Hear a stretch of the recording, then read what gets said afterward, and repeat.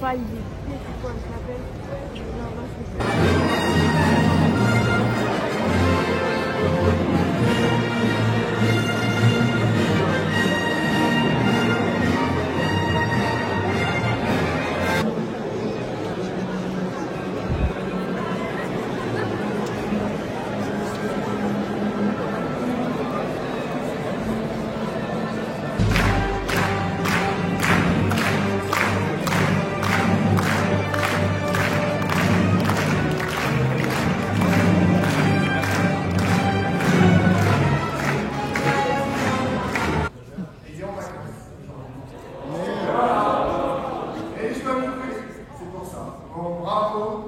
Merci à tous d'être là.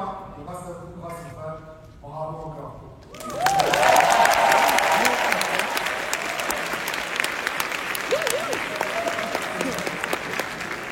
Ce soir, c'est l'anniversaire, je suis venu seul.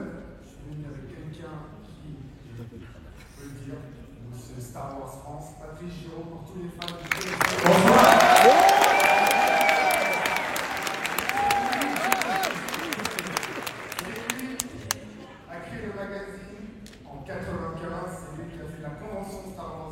Il y a 1 milliard d'anecdotes, on va essayer de réduire. Il y en a quelques-unes à vous raconter ce soir. Patrice, merci d'être venu. Je suis ravi d'être là parce que le Grand Rex, c'est une histoire qui est longue, qui existe finalement depuis 1977, mais qui a pris son envolée en 1983.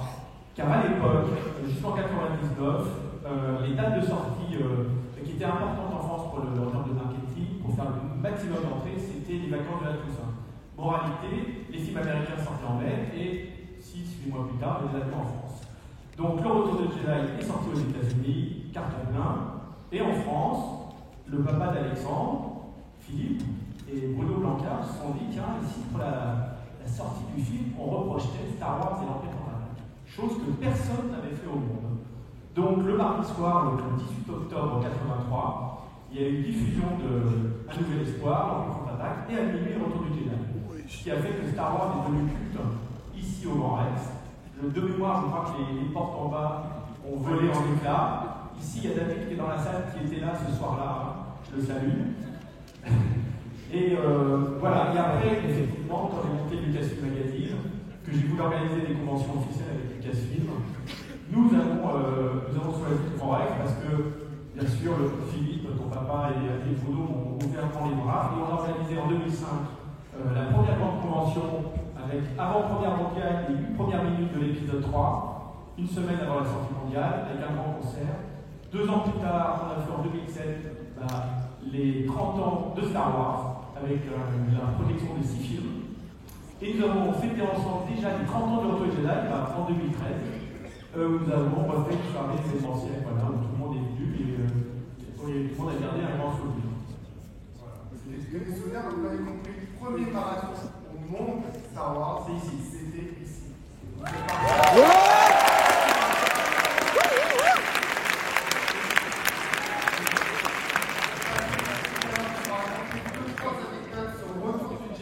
Je pense qu'il n'y a pas une personne de la salle qui connaît cette anecdote. Il va nous en raconter 2 fois comme ça. Bon. Vous allez rentrer encore plus fans de Star Wars. George Lucas, en 1975, sur le tournage de Star Wars, disait à Maccabi j'ai envie de faire 12 films, c'est-à-dire 4 trilogies. Et en fait, il faut comprendre que dans l'idée de George Lucas, il y avait donc les épisodes 1, 2, 3 qui sont virtuellement ce qu'on a eu dans les années 90-2000. Mais la trilogie que nous connaissons, 4, 5, 6, devait se dérouler en 2 trilogies. Et donc, les tout derniers, c'était les enfants. Donc, quand George Lucas a écrit pour l'Empire contre-attaque le personnage de Boba Fett, dans son idée, Boba Fett était, dans le 3e film, qu'on appelle maintenant le Jedi, le grand méchant. Sachant que la trilogie d'après, les 7 et 9, devait être l'affrontement face à Vador et la destruction de l'Empereur. George Lucas, bien sûr, est sorti de l'Empire contre-attaque un peu épuisé, surtout qu'il était indépendant, produisant tout seul les films. Il avait qu'une seule crainte, c'est de ne pas arriver à faire peut-être 6 films. Donc il s'est dit, au prochain film, on clôture l'affaire, on clôture la relation avec l'Empereur et Dark Vador. Et c'est pour ça que le personnage de Boba Fett a été éliminé dès le début du film. Voilà. Un petit spoil. Les gens qui ont jamais vu Star Wars ici. Ah, désolé. Non, c'est bien, justement. Et tu vas faire de la meilleure manière sur grand écran. Exactement. Et comme tu l'as vu, ce soir, on arrive enfin à voir les Star Wars au cinéma. Et je le dis pour nos amis lycée qui sont là, vous imaginez bien que bientôt, tu vas voir tous les films sur grand écran. C'est ça. D'accord. On peut remercier Lucasfilm et Disney d'avoir donné l'autorisation dans certains pays, et notamment au Nord-Est, d'avoir la copie pour ce soir. Voilà. Alors, je ne peux pas vous embêter plus longtemps parce que vous voulez voir le film. Soyez perspicaces dans la séquence du briefing des rebelles. Parce que vous voyez dans le vaisseau spatial. Si vous faites attention, l'acteur qui fait Dark Vador, Dave Prose, fait un caméo. Vous allez avoir C3PO, R2D2 au centre, au bout des escaliers. Sur la gauche, vous allez voir un gars avec une casquette.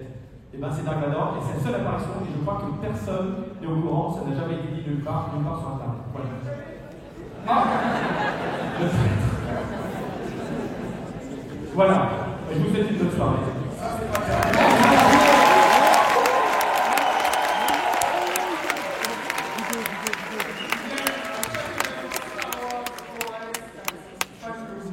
D'accord. On peut les remercier encore 1000 fois, parce que grâce à eux,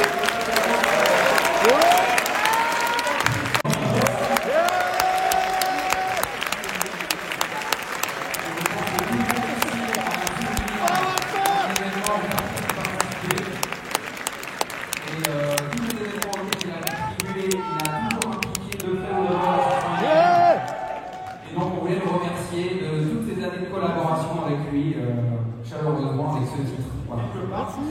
Tous ces gens-là sont les enfants du Lucasfilm Magazine et on a passé la passion aux nouvelles générations et encore une nouvelle qui vient ce soir. Merci beaucoup.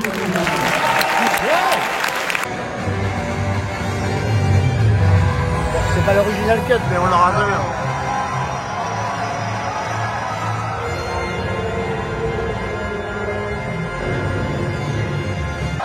Ça aurait pu être pire. Que tu me mettes devant, c'est pas... Je filme, hein. On n'a pas le droit.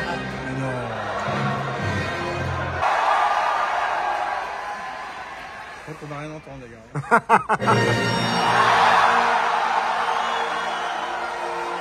Ça va faire l'épisode 1. Je fais un peu de menace.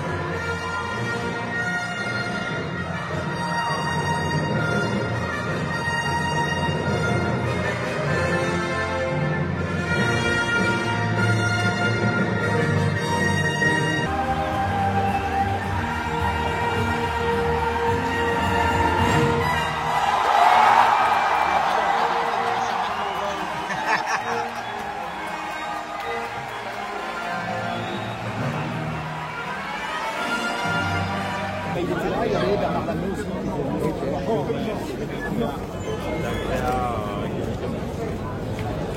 Mort, en tout cas. Moi, j'aime ce truc dans les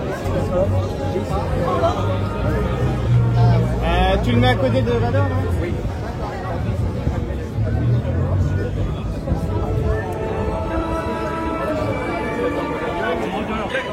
Voilà, on me regarde en même temps.